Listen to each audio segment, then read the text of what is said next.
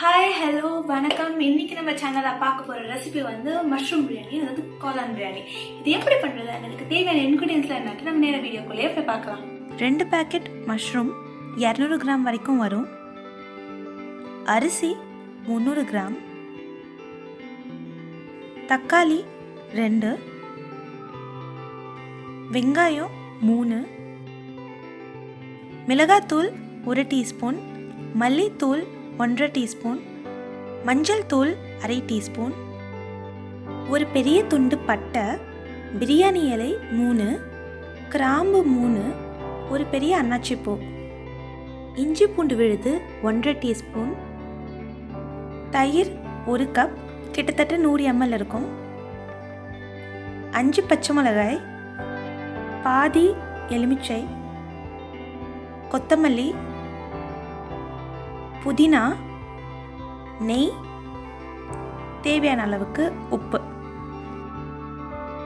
முதல்ல நம்ம மஷ்ரூமை நல்லா க்ளீன் பண்ணி கழுவிக்கிட்டு நீல வாக்கில் வெட்டிக்கலாம்.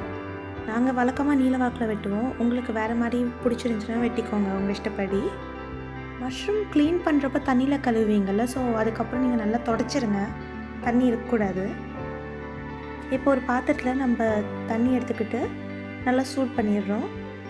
தண்ணி ஓரளவுக்கு சூடானதும் தக்காளியை நம்ம அதில் போட்டுட்டு ஆறுற வரைக்கும் வெயிட் பண்ணுறோம். ஆறுனதுக்கப்புறமா அதோட தோல் உரித்து நம்ம ஒரு மிக்சர் ஜாரில் போட்டுக்கிறோம்.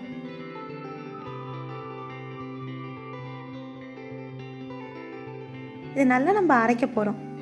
பார்த்திங்கன்னா நம்மளுக்கு டொமேட்டோ பியூரி கிடச்சிரும். அடுத்து நம்ம அரிசியை நல்லா க்ளீன் பண்ணி வாஷ் பண்ணிவிட்டு ஒரு 20 நிமிஷத்துக்கு ஊற வைக்க போகிறோம். ஒரு நான்ஸ்டிக் பேன் எடுத்துக்கிறோம். அதில் தேவையான அளவுக்கு நெய் ஊற்றிக்கோங்க. இதில் நம்ம வந்து பட்டை, அன்னாச்சி பூ, லவங்கம், அப்புறம் பிரியாணி இலை இது சேர்த்துக்கிறோம்.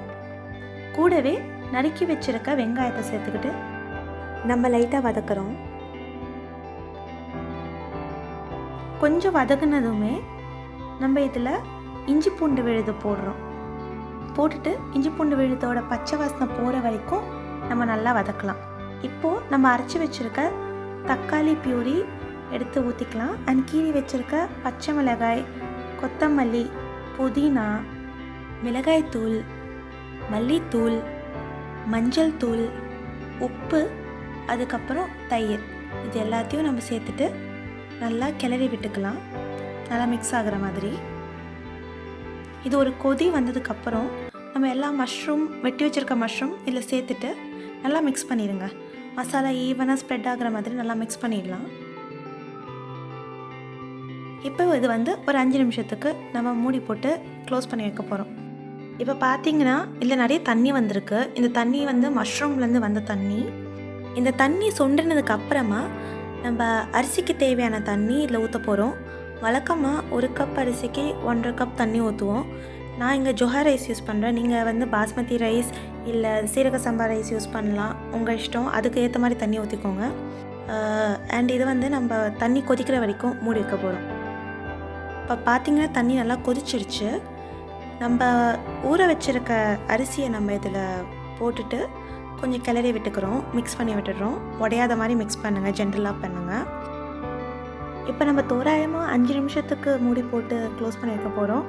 இது வந்து ஒரு 80% குக் ஆகியிருக்கணும். நீங்கள் வேணால் நடுவில் திறந்து கூட செக் பண்ணிக்கலாம். 80% குக் ஆகணும். 80% குக் ஆனதும் நம்ம இதில் ஒரு பாதி எலுமிச்சை புழிஞ்சு விட்டுக்கலாம். இது வந்து நீங்கள் புழிஞ்சிங்கன்னா அரிசி வந்து தனித்தனியாக வரும், சாதம் தனித்தனியாக வரும், ஒட்டாது. ஸோ இப்போ நீங்கள் தேவையான அளவுக்கு நெய் ஊற்றிக்கலாம். அண்ட் இன்னும் கொஞ்சம் கொத்தமல்லி போடணுன்னா கூட போட்டுக்கோங்க. இப்போது நம்ம தம்மில் வச்சிடலாம். ஸோ இது எப்படின்னா, கீழே ஒரு தோசைக்கல் வச்சுருக்கோம். இது வந்து ரொம்ப பழைய தோசைக்கல். இது வந்து தம்முக்காக மட்டும்தான் யூஸ் பண்ணுறோம். இது ஆல்ரெடி நம்ம நல்லா சூடு பண்ணி வச்சுருக்கோம். அண்ட் அது மேலே ஒரு 15 நிமிஷத்துக்கு நம்ம இந்த பிரியாணியை வைக்க போகிறோம். சிம்மில் வச்சுருங்க. அண்ட் இந்த வாழை இலை வைக்கிறது வந்து ஆப்ஷனல் தான். நீங்கள் இருந்துச்சுன்னா போடுங்க, இல்லாட்டி கூட இட்ஸ் ஓகே. 15 நிமிஷத்துக்கு அப்புறம் பார்த்திங்கன்னா நம்ம பிரியாணி வந்து சூப்பராக குக் ஆகிடுச்சு. நல்லா சுட சுட மஷ்ரூம் பிரியாணி வந்து தயிர் பச்சடி கூட வச்சு சாப்பிட்டு பாருங்கள், ரொம்ப நல்லாயிருக்கும். இன்றைக்கி நம்ம மஷ்ரூம் பிரியாணி எப்படி பண்ணுறதுன்னு பார்த்தோம். இந்த ரெசிபி உங்களுக்கு பிடிச்சிருக்கோன்னு நம்புகிறேன். இதை ட்ரை பண்ணி பார்த்துட்டு எப்படி இருந்துச்சுன்னு கீழே கமெண்ட் செக்ஷனில் போஸ்ட் பண்ணுங்கள்.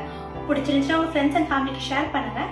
அண்ட் மறக்காமல் எங்கள் சேனலுக்கு சப்ஸ்கிரைப் பண்ணுங்கள். கீழே இருக்க பெல் ஐக்கனையும் அழுத்துருங்க so that you get the notification. Next time ஒரு நல்ல வீடியோட திரும்ப வந்து உங்களை சந்திக்கிறேன். அது வரைக்கும்